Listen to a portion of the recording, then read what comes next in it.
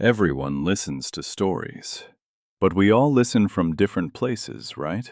So tell me in the comments, where are you listening from today? And hit subscribe. Some stories are more than just fiction. The wind screamed like a dying beast.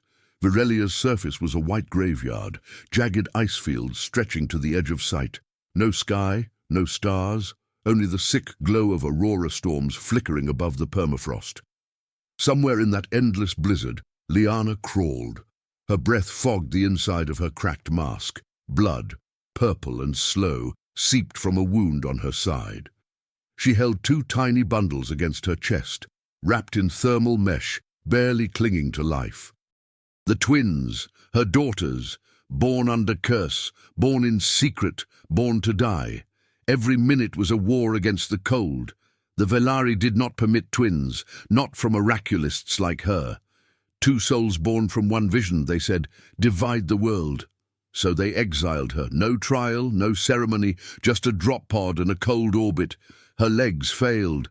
She collapsed onto the frozen ground, arms curling around the girls. Her visor alarm blinked red, core heat dropping fast.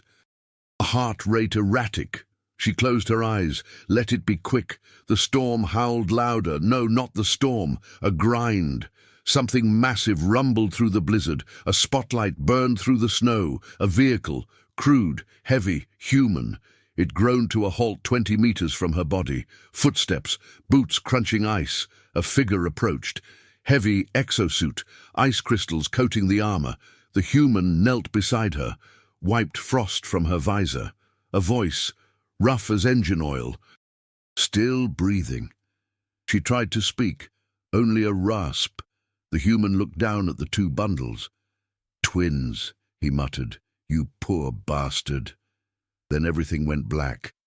Her vision returned to a ceiling of rock, glowing faint orange from a thermal lamp.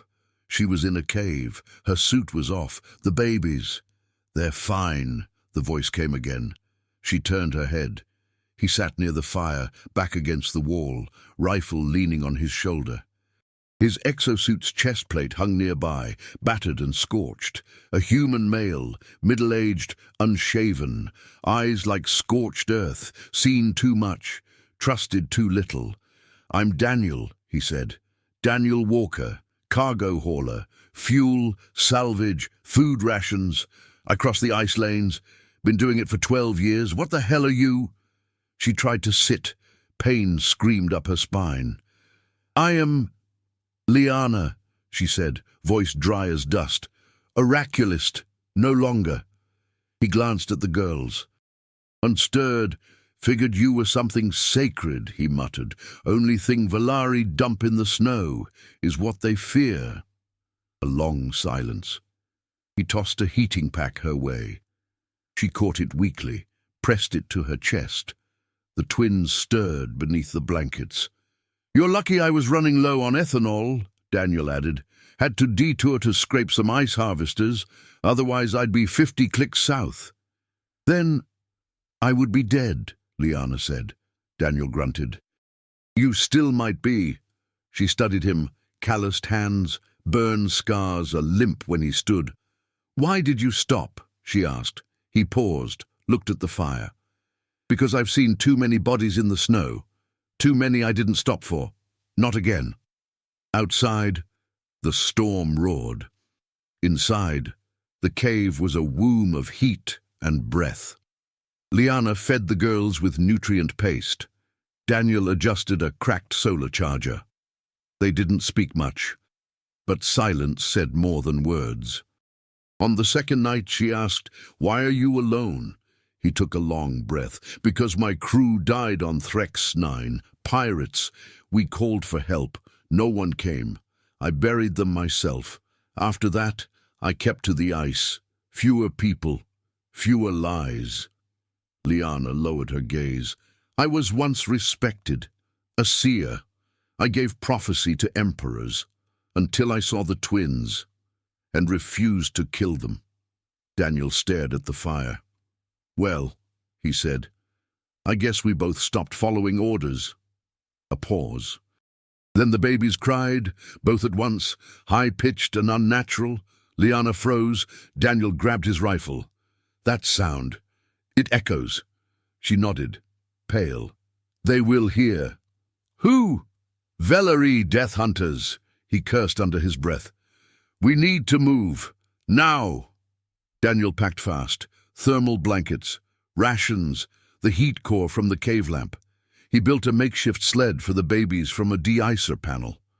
I know a place, he said. Old mining tunnels, core veins, off-map. Dangerous, but deep. Shielded from scans.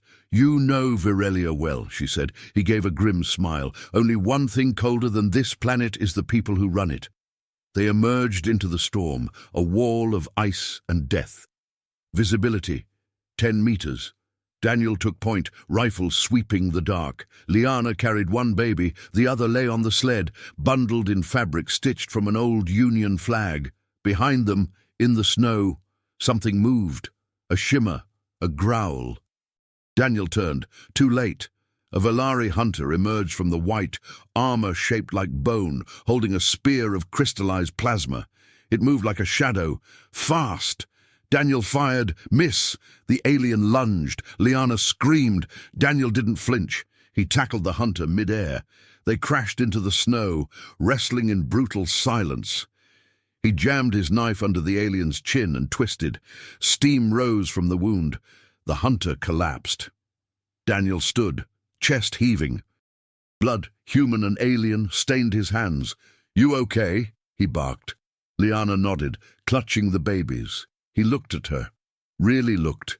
We move, he said. They're coming. All of them. The tunnel swallowed them whole. Inside the veins of core, the world became ancient rock and bitter silence. No wind, no scans. Just the drip of melted ice echoing through the forgotten arteries of a dead civilization. Daniel led, rifle drawn, his steps sure, deliberate. Liana followed, carrying one twin while the other slept on the sled.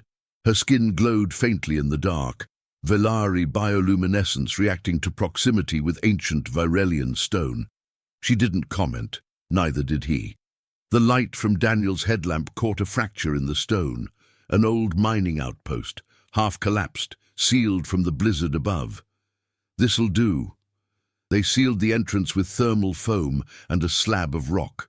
No daylight reached here. Only the dim blue of Liana's skin, the soft golden flicker of Daniel's emergency lamp, and the fire he built from polyscrap and synthwood pulled from his pack. The flame hissed and danced like something alive. The babies lay between them, breathing, sleeping, glowing. Daniel cleaned his rifle in silence. Liana watched him, sitting cross-legged.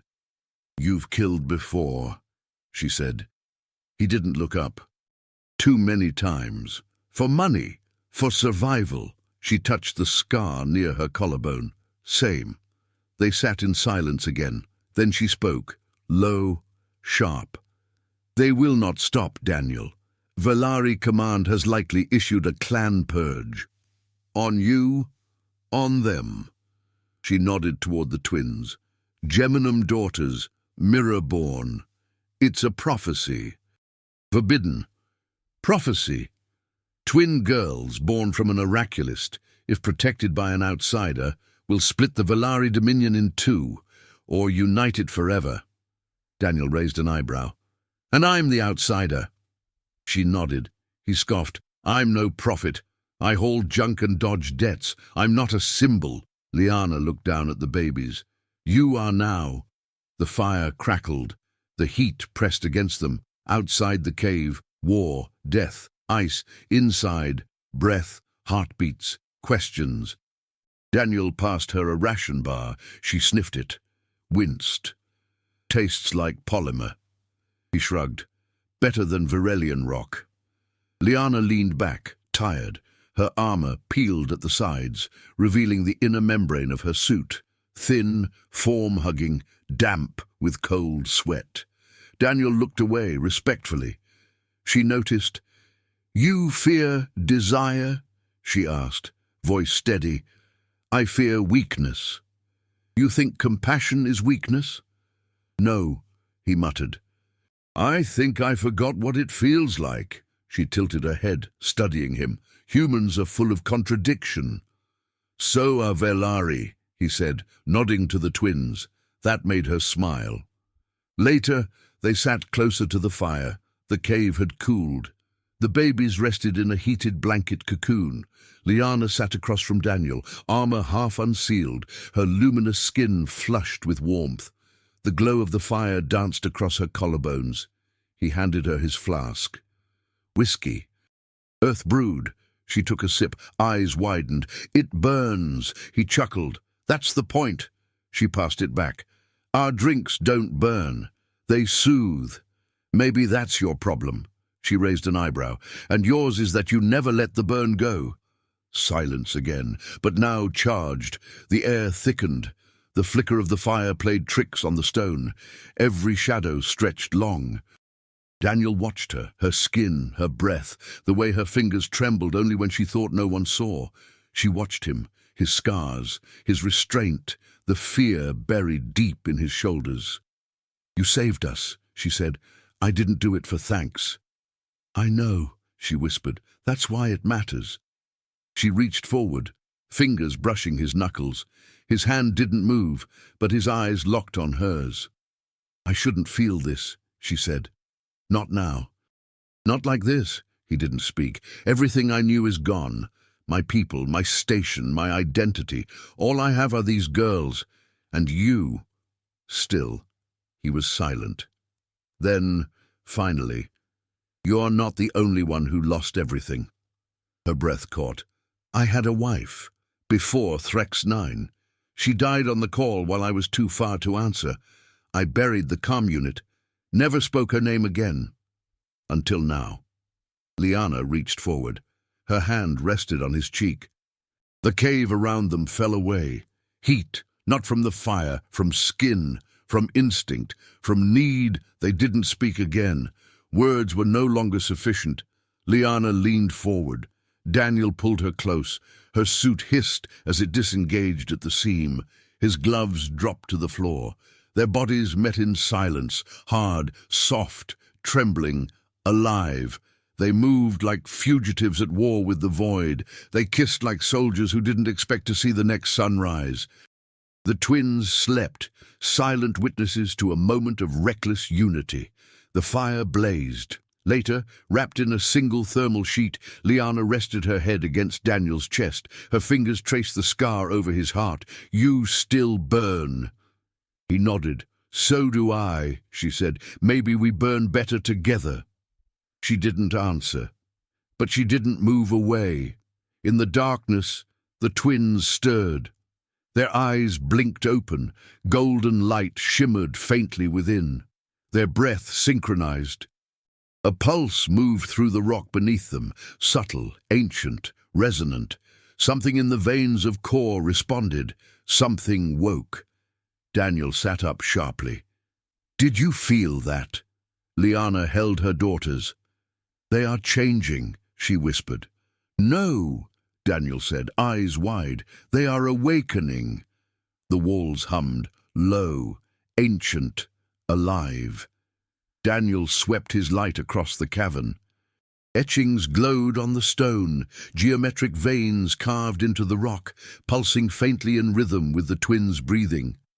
The girls stared up, golden eyes unblinking, as if they recognized the symbols. Liana, he whispered.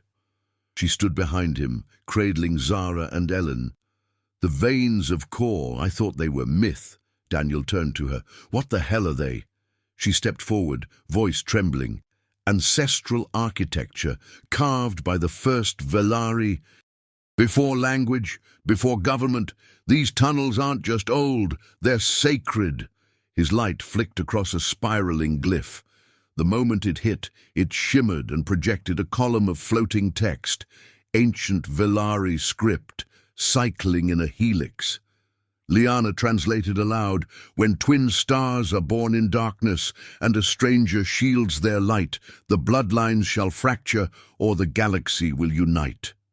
Daniel exhaled. They really wrote a prophecy about this. No, Liana looked at her daughters. They feared it. Footsteps. Distant. Measured. Not human. Daniel dropped to one knee. "They're coming!" Liana backed into the tunnel wall, shielding the girls.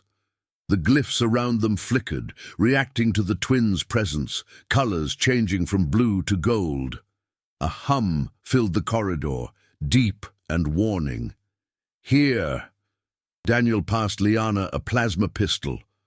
"Can you shoot?" She gave him a look. "I was an oraculist, not an ornament." Footsteps grew louder. Then silence. Daniel pressed his back to the wall, breath shallow. A shadow passed across the archway, then another. 3 figures emerged, tall, armored in obsidian mesh, helms shaped like birds of prey, Vellari Death Guard, elite. The leader stepped forward.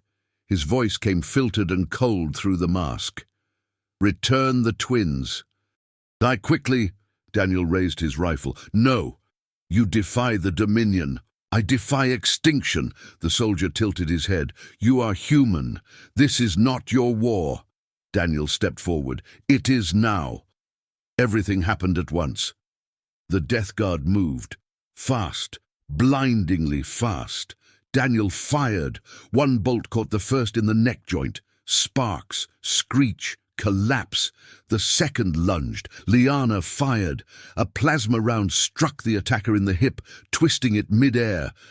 Daniel spun and dropped it with a second shot to the chest. The third didn't move, it just watched. The twins stood behind Liana now, eyes glowing, unblinking. And then a wave of energy rushed from them, a golden pulse, silent, slow motion. It hit the third guard like a wall. His armor fractured, the helm shattered. He dropped to his knees, trembling. Daniel approached carefully, rifle up. The Vellari removed his shattered mask. It was a face of age, war, loss, and recognition. "I've seen this before," he whispered. "As a child in the Temple of the First Light, the glow, the twins, it was in the murals." Daniel aimed the rifle. "Please," the Vellari said. "Don't." Daniel paused. Liana stepped forward. "Your name." "Rael Thorn," he said, gasping. "High Hunter, I was sent to kill them." He looked at the twins. "But now, I kneel." They bound him, not out of trust, but survival. Rael spoke slowly as they moved through the veins. His voice cracked from the blast. The girls watched him in silence. They did not cry. They did not blink. "They are not just twins," he said. "They are lumini." Daniel frowned. "What does that mean?" Liana answered. "The lumini are Vellari myth, divine twins, born once every cycle of collapse, not to one world, but any world." Rael nodded. "You weren't exiled, you were chosen." "Your exile activated the prophecy." Daniel shook his head. "None of this makes sense." "No," Rael said. "It doesn't, because it's older than logic." They reached a chamber of crystal arches. A dome of translucent quartz formed a vault above them. Inside, the walls pulsed golden. A pedestal rose at the center. Liana approached it, the twins clutched in each arm. As she drew near, the crystals around her sang, high-pitched frequencies only Daniel winced at. The twins did not react. They stepped forward. The pedestal split open. A shape rose from it. A sphere, metallic, humming, inscribed with both human and Vellari script. Daniel blinked. "What the hell is that?" Rael gasped. "That's not Vellari," Liana's voice broke. "It's Earth Standard." Daniel stepped forward. His hand hovered above the sphere. It opened at his touch. Inside, a single data shard. Ancient human tech. Pre-war era. "What is this?" he asked. Rael stared at the relic like it was a holy artifact. "Proof," Liana said. "Proof that this prophecy doesn't belong to one people." Daniel clenched his jaw. "Then it's bigger than all of us." An alarm. Rael jerked his head toward the corridor. "Scouts!" Daniel turned to Liana. "Get the girls back." She held the twins tighter. They're glowing again. The corridor flooded with Vellari troops, more than before. Armored, armed. Daniel, Liana, and Rael stood at the mouth of the chamber, and no cover, no exit. The twins stepped between them. The air shifted. Light erupted. Not just gold, but something deeper. Living. It wasn't a beam. It wasn't a shield. It was will. The Vellari soldiers froze. Their weapons refused to fire. Some dropped to their knees. Rael stared at the girls in awe. They're not children anymore. "No," Liana whispered. "They're destiny." Daniel looked at his rifle, then lowered it. "They're telling us something," he said. Rael nodded slowly, "that the age of blood is over." The Vellari began to retreat, not from orders, from awe. Daniel turned to Liana. "What now?" She looked at the girls. "Now, we find the springs," Daniel blinked. "The what?" Liana's voice was clear, certain. "The eternal springs, sacred water, hidden in the core. There, the rite can be completed." "What rite?" She looked at him, eyes fierce, burning. "The union." They descended into the world's core. The tunnels narrowed, then opened wide, a colossal chamber unlike anything Daniel had seen. The stone was iridescent, walls breathing with liquid light. A vast lake of luminous water glowed at the center, untouched by time, the eternal springs. Daniel stepped forward. "It's alive." "It is," Liana confirmed. Her voice held reverence. "This is where the first Vellari came to unify body, mind, spirit." Rael dropped to one knee. "I thought the springs were a tale for hatchlings." "They were," Liana said, "until my daughters woke them." The twins stood side by side.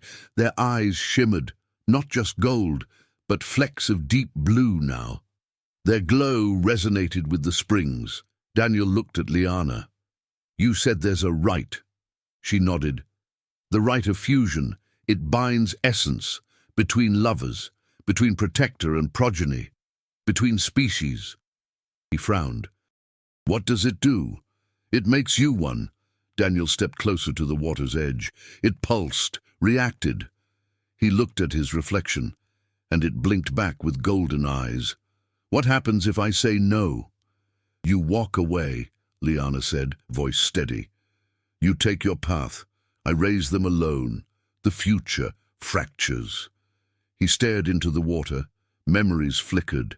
His wife, Threx 9, the silence of a calm that never answered, the years on ice roads, the bodies he didn't stop for, the screams he ignored, and now this, 2 alien children, a prophecy, and a woman who should hate him, but didn't. "I'm not who they think I am," he whispered. Liana placed her hand on his. "No, you're more." He stepped into the water. Heat surged up his legs, through his spine, into his skull. Not pain, awakening.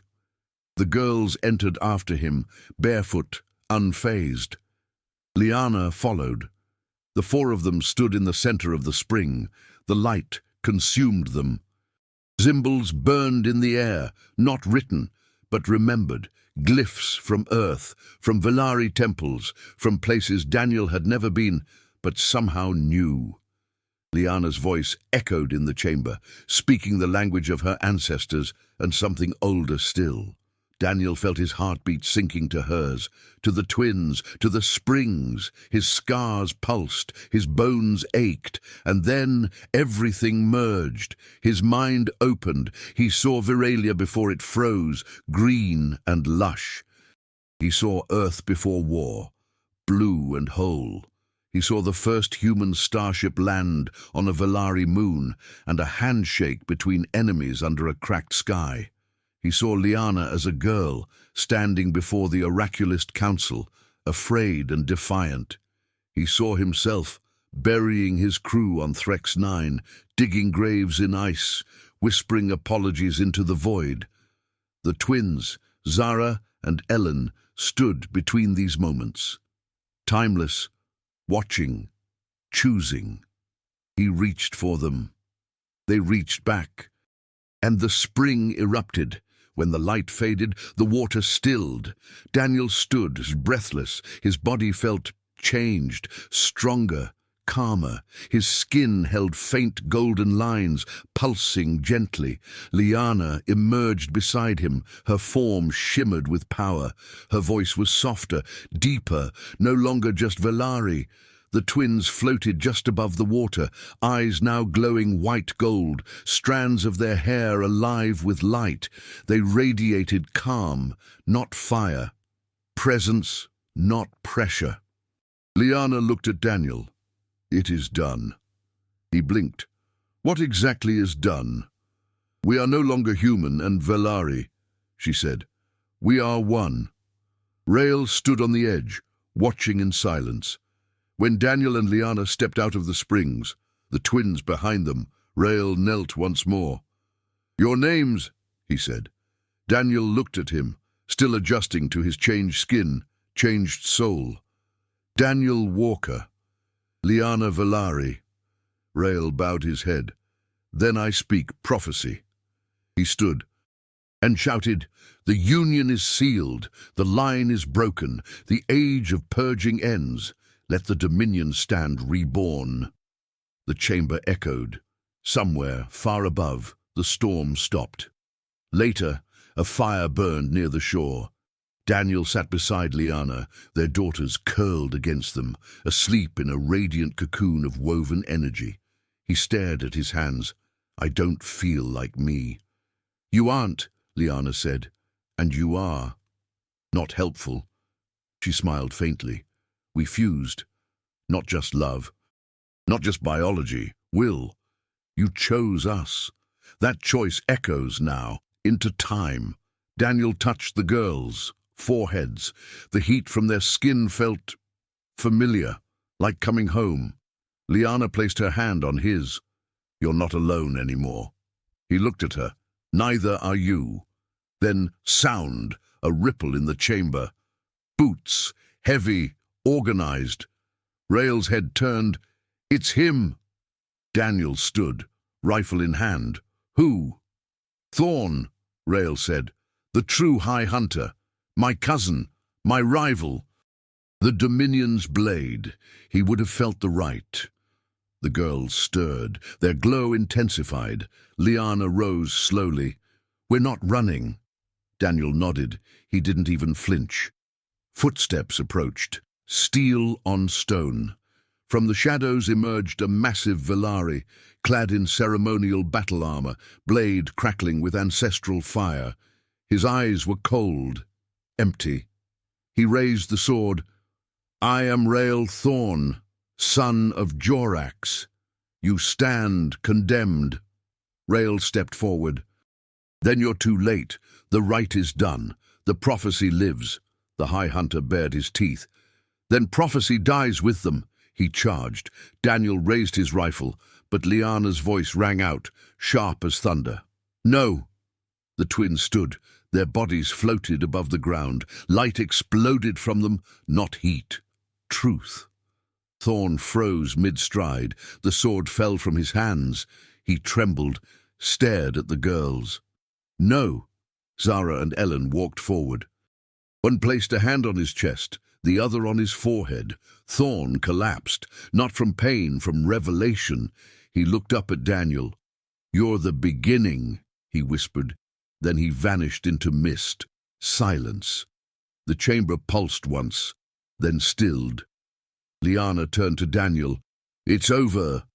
He shook his head. "No, it's just beginning." The veins of core collapsed behind them.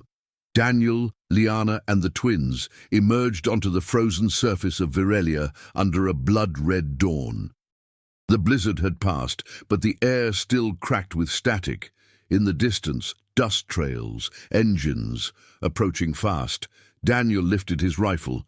"We've got company." Rael checked his pulse beacon. "Dominion forces, full battalion." They followed Thorn's signal. Liana's voice was steady. "They'll come for the twins." Daniel stood between the girls and the horizon. "Then they'll have to go through me." The ice cracked. From the south, 10 hover tanks crested a frozen ridge, escorted by assault mechs and black-armored infantry.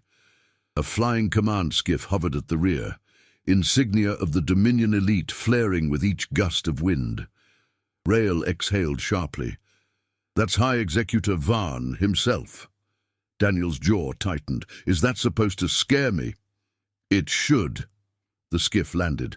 From it descended a towering Vellari in platinum armor, flanked by 6 psychic lancers. His voice carried without amplification, cutting the cold air cleanly. "I am Varn, executor of the blood law. Surrender the children, and your deaths will be painless." Daniel didn't move. Liana stepped beside him. Rael moved forward and raised both hands. "The rite was performed. The prophecy fulfilled. You cannot override sacred law."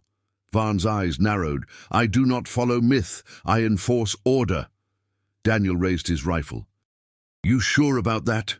The soldiers behind Varn took aim. Liana whispered, "Don't fire! Wait!" The twins stepped forward, barefoot on ice, hair rising in a slow wind that wasn't there. Their glow became unbearable, radiant, pulsing with memory, light and will. And then the entire battlefield froze, literally. Weapons jammed in mid-motion, targeting systems rebooted, hover engines stalled, the snow stopped falling. A stillness deeper than death blanketed the ice. Every Vellari soldier dropped to one knee. Even Varn faltered. "What is this?" The twins floated, spoke not with voices, but truth. "The age of domination is over. The blade has no more power. The law is rewritten. We are the ink." Daniel stepped between them, still human, still solid, but changed. He lowered his rifle. "You came here to kill children." Varn's voice was hollow. "They are not children." "No," Daniel said. "They're better than us." He looked at the gathered soldiers. "I've killed enough, but they don't want death. They want change." He stared straight into Varn's eyes. "So I'll ask you only once. Stand down." Varn hesitated. Then, slowly, he knelt. The standoff dissolved. One by one, Dominion soldiers dropped their weapons. Some wept. Others simply stared, lost in the golden light of the girls, who now stood barefoot on a world that had never known warmth. Rael approached Daniel. "You didn't pull the trigger." "I didn't have to," Daniel said. "They did. No war. No need." Rael looked at the girls. "You understand what they are now?" Daniel nodded. "Yeah. They are the bridge." Hours later, from the eastern sky, came a deep rumble. A human skiff, military class, Union markings, armed and fast, dropped through the cloud barrier. Daniel grinned. "Nova Trion." The ship landed near the ridge. A ramp opened. Soldiers emerged, human, armored, cautious. Their commander approached slowly. He froze when he saw Daniel. "Walker." Daniel raised an eyebrow. "Miss me?" The man laughed. "You son of a bitch." He looked at Liana, at the girls, and said only, "We've got room." 6 months later, the Vellari Dominion dissolved its caste law. Twin births were declared sacred. The Luminae Accord was signed, brokered between Nova Trion and the reformed Vellari Assembly. The age of purging ended.